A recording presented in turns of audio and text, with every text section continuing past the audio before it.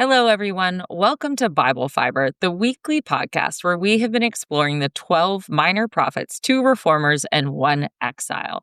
The podcast aims to connect the stories of modern Israel to ancient Israel. And this week, we are taking a break from our Ezekiel study because I have a special guest with me. Omri. I met Omri recently at the National Religious Broadcasters Convention, and I was super intrigued by a new project that he is starting, and I thought Bible Fiber listeners would be as well. He is the CEO of Temple Mount Soil. Yes, you heard that right. Temple Mount Soil. So, first, Omri, welcome to the show. And can you tell us a little about your background and how you became involved with the Temple Mount? Absolutely, Sherry. First of all, thank you for hosting me, and for everybody that's listening, taking their time, to hear me. So my background is, I would say, completely different to what I'm doing now. So I come from a technical background. Over the past 7 years, I've been a partner at a venture capital VC in Israel, focused on early stage startups. And within the past 3 years, I've been doing some venture building, investing and building our own companies in the Gulf area. And before that was also a CEO of a startup. So basically doing tech in different ways, from product, marketing, managing. So that's me in a nutshell. Can you tell our listeners, though, first, there would be no Temple Mount Soil Company if there wasn't the Temple Mount Sifting Project. So tell them about the Temple Mount Sifting Project and how that connects to what you're starting. Yes, I mean, the temporal shifting is really where everything started. And to do that, we need to take time machine some 25 years ago, 26 now. Back in 99, the Waqf, the Muslim sovereign of the Temple Mount and the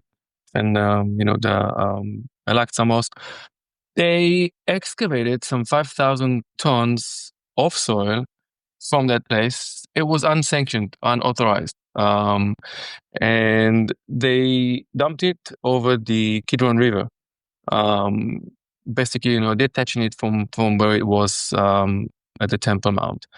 And it was done over 1 or 2 nights, really, really quickly, really fast. The story was that they were doing some excavation. They were taking soil out of the place to build some fire exits of some sorts. In any case, it was a lot of truckloads of soil that was dumped. And at that time, Zaki Dvira, which is now the CEO of the Temple Mount Sifting, was an archaeological student with Dr. Gabriel, and he got a word that the soil from the Temple Mount is being thrown. So he being an archaeologist, he went there. He basically had a hard time getting the soil, even though it was dumped.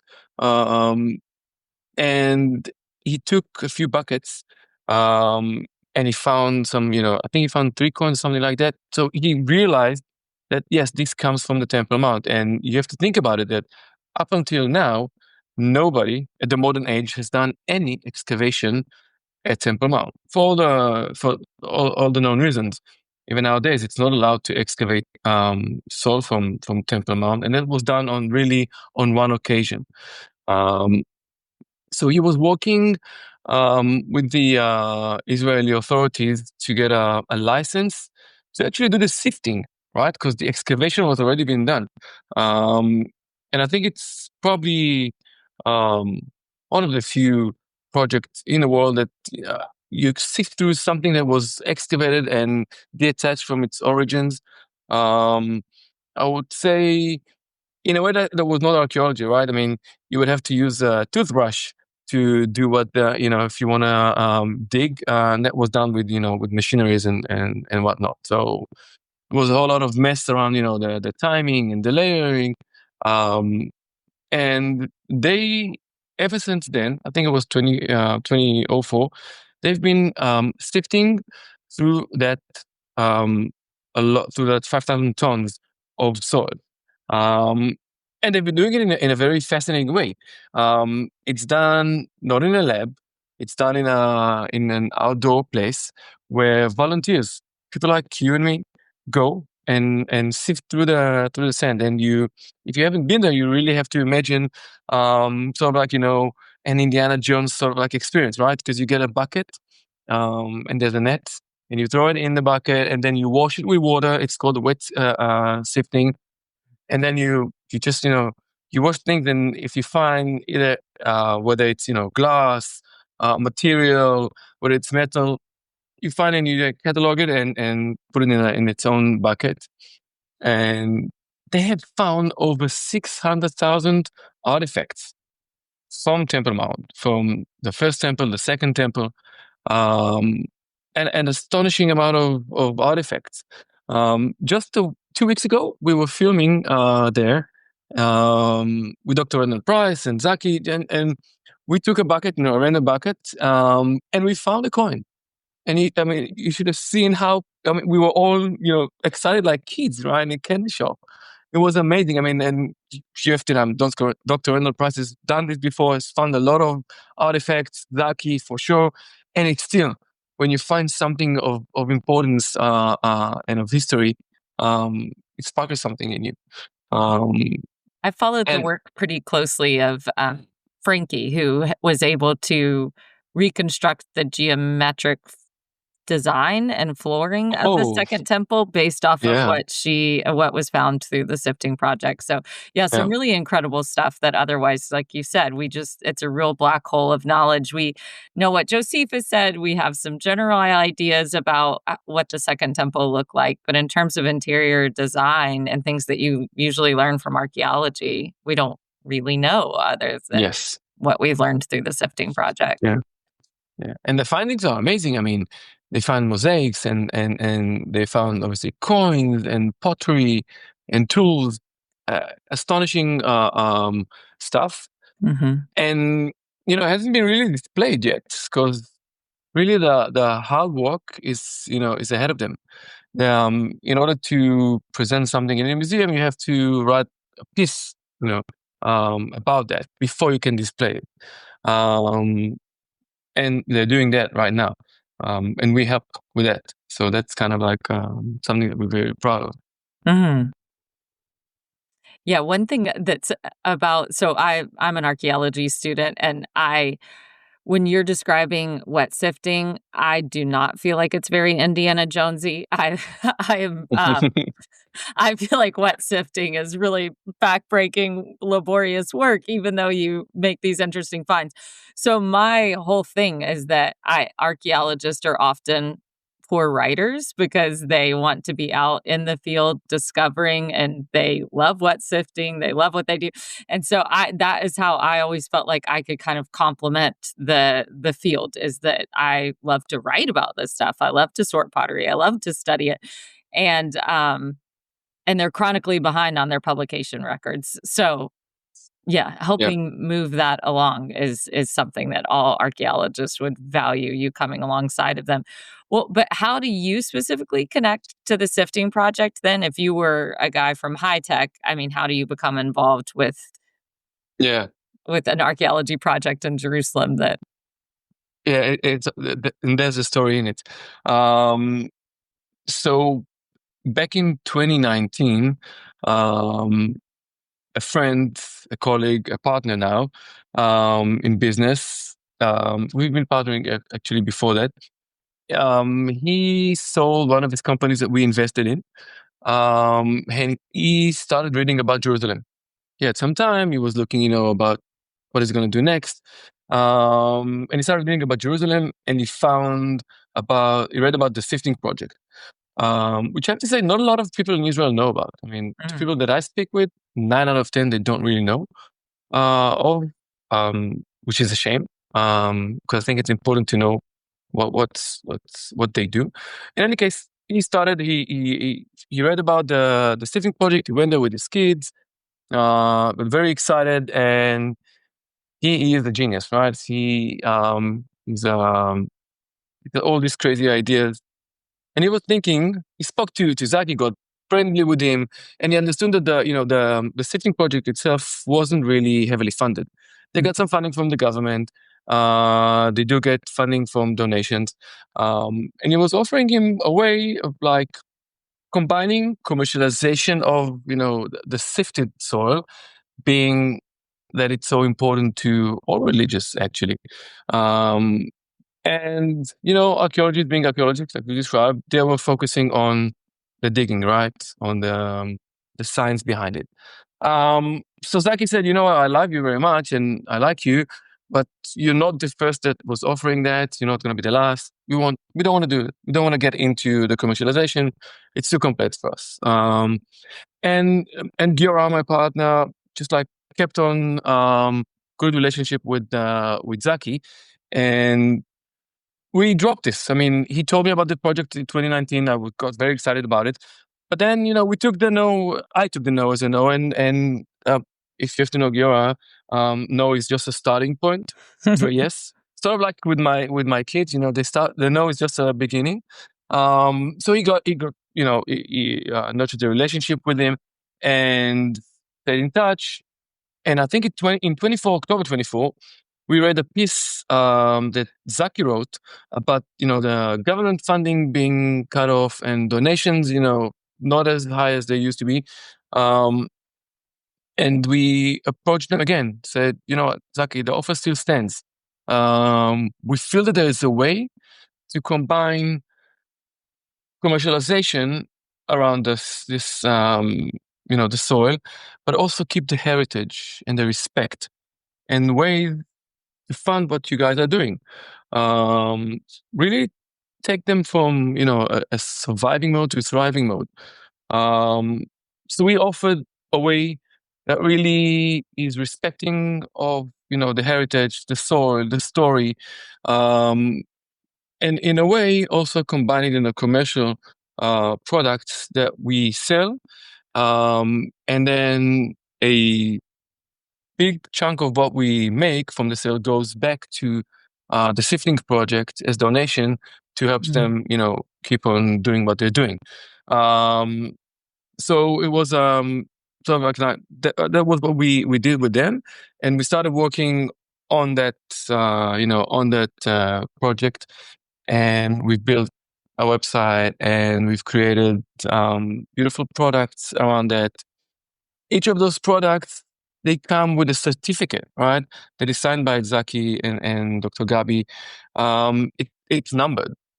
It's numbered in a double way, so you actually know that this is authenticated. You can check it online, and you can even register this product under your name. So you go on the website and you punch in the 7 numbers and then the verification numbers.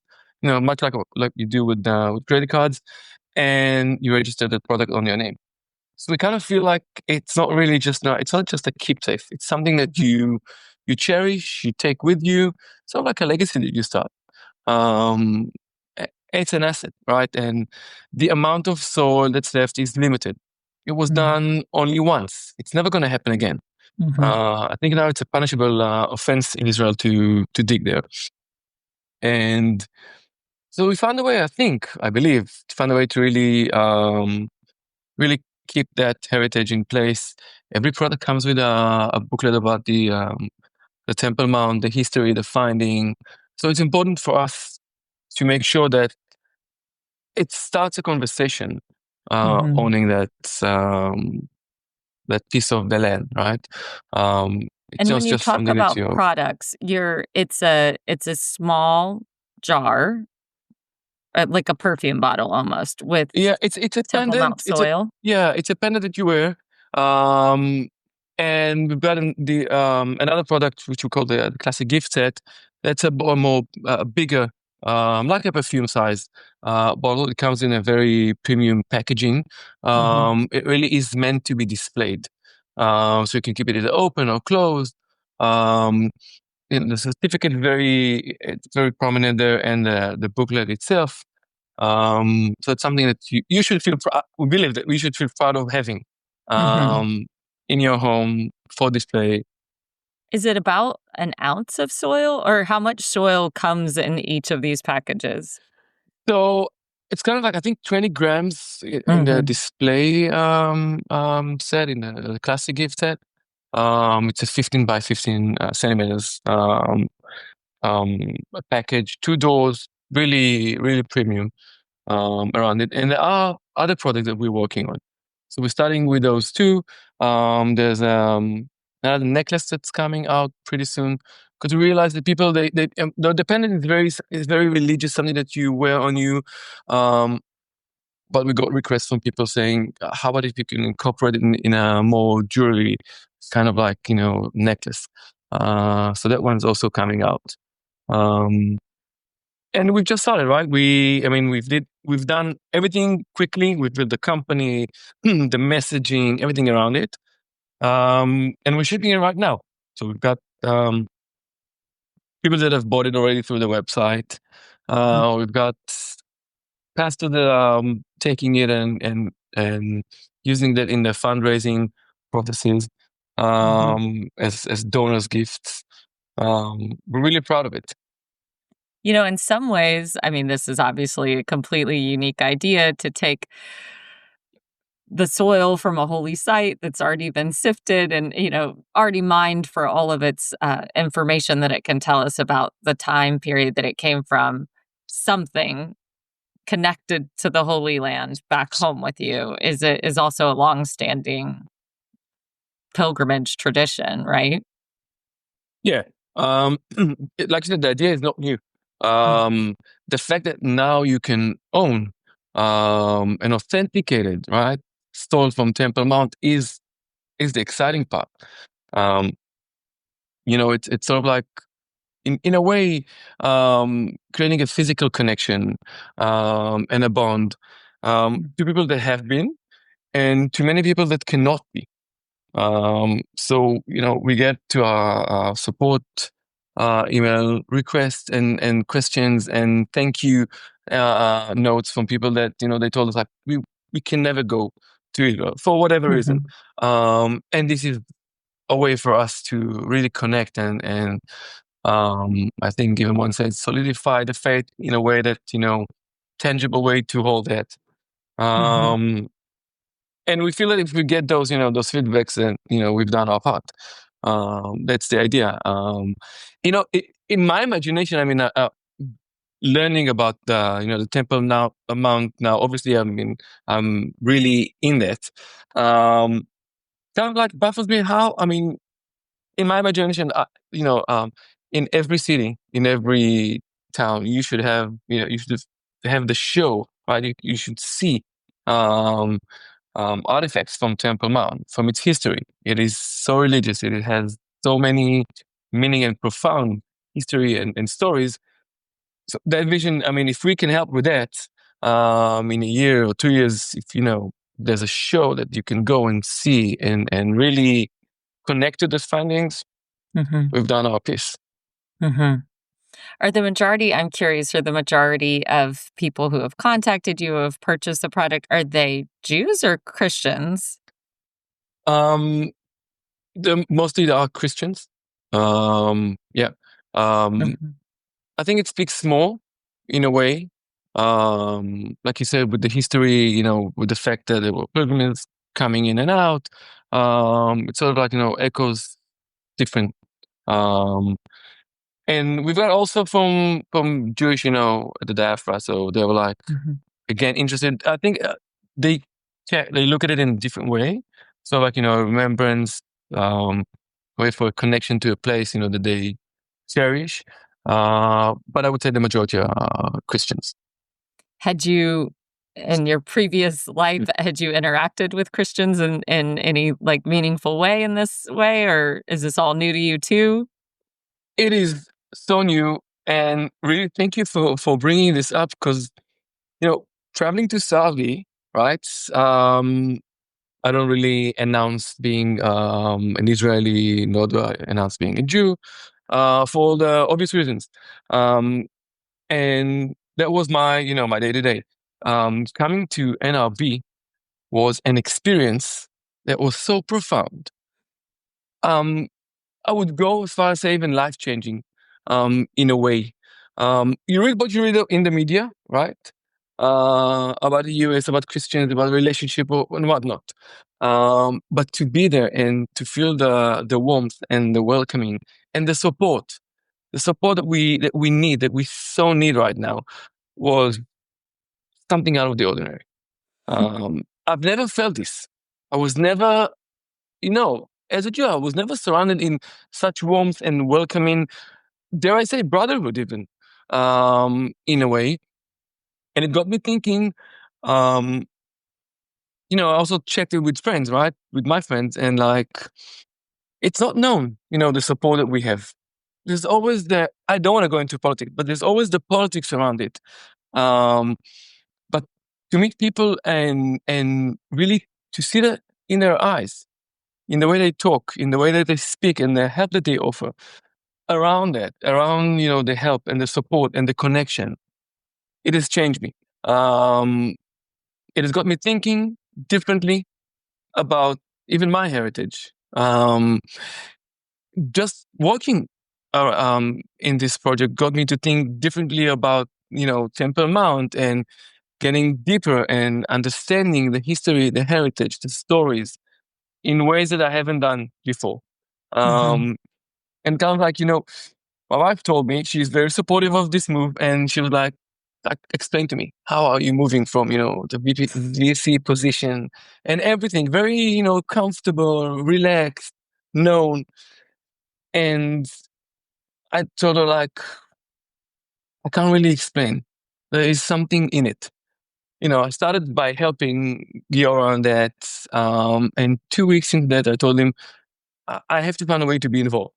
I have to find a way to be involved. I didn't know I was going to, going to be stuck in as the CEO and running this. But it feels like, doing something that is good, that is really creating good in the world, really is, I don't know how to explain it even. It's something Mm-hmm. different. I've built businesses, sold them, exited them, all about technology, helping people, yeah, touching people. Mm-hmm. But this feels different. At NLB was the first time that I got, a few samples and, presented them. And the feedback was wall to wall, very emotional. I had a few with me, and people really wanted, even they're like, can we buy this off you right now? And I was like, no, but I promised to give you at the end of the show. And I really took notes, and I went to people and I gave them all the samples that I had. And you could see it in their eyes. Mm-hmm. And it really, I mean, after a long career, if I can do that, why not? Mm-hmm. Right? So it's become a passion. Mm-hmm. And does any of it have to do with just also living in a post October 7th world? I mean, you started this No? around exactly a year after October 7th. Yeah. Did that have anything to do with it? I believe it has. And it also, and again, starting when I start something, I immerse myself in it. I try to, like, understand. I read about it, and reading about the history, about obviously what happened in October 7th is, it's changed everybody's life. And being able to now be there, talk about, promote um, the heritage, the history, the undeniable connection that we have to this place, right? Um, so yes, definitely. And again, I'm not going into the politics of it. I'm not. There's Mm-hmm. like, I shy away from this. But for me, it's a proof, right? Mm-hmm. Of that we were here, we are here, and we're gonna be here. Despite of all the problems and the hiccups and the whatnot that we experience. Um, so yes, it has. I'm sure it has. I mean, it's like, the fact that you look at things in I would say in a more emotional way, in a Mm-hmm. more like, it's less logic now. It's less you know doing bigger and better. At least for me. Mm-hmm. So Well, definitely. it sounds like Jewish pride. I mean, it sounds a little bit like what a lot of American Jews experience after October 7th, which is a resurgence of Jewish pride in the face of like something so Mm. awful, you know? Well, I am headed to Shiloh in 2 weeks. Oh. And, technically and we wet sift there as well. That's what I will be Yeah. doing for 2 weeks, and technically, that's where the tabernacle was for 300 years before it moved to Jerusalem. So, that could be your phase 2, is having a a Shiloh soil project. Could be. Yeah. I would No. love to meet you, by the way. Okay. Yeah. Yeah, It's absolutely. Well, I'll tell you, Yep. there's something special in the soil there as well. Well, Omri, Yep. thank you so much for being on the show. This is really fascinating, and I'll provide a link in the show notes to your website and to images of what this looks like. I was able to see your sample at NRB, but I'm sure other people would love to just see what it looks like and imagine how they can incorporate it into their life. But I do feel like for a lot of Jewish people that Israelis, I mean, that don't interact with American Christians that often or American evangelicals that often. What I am hearing a lot, especially after October 7th, is just it's almost like we're the little brother that's always loved the big brother, and the big brother's just now noticing, you know. Yeah. So I'm happy. I mean, if something pure and beautiful can come out of this awful tragedy, I hope it's that Israelis really know that they're Christians love and support Israel and want its safety and protection and see it as critical for the safety and protection of America too. And Yeah. anyway, so wishing you Yeah. and your family all of the blessings in the world. Thank you so much. I couldn't have said it better, but the brotherhood, the feeling, the warmth of everything. It's not America, it's Americans for me. And it's different, and I'm a big ambassador now of what I've seen. And I tell it to everyone that's open to listening. It's like it's a different world out there.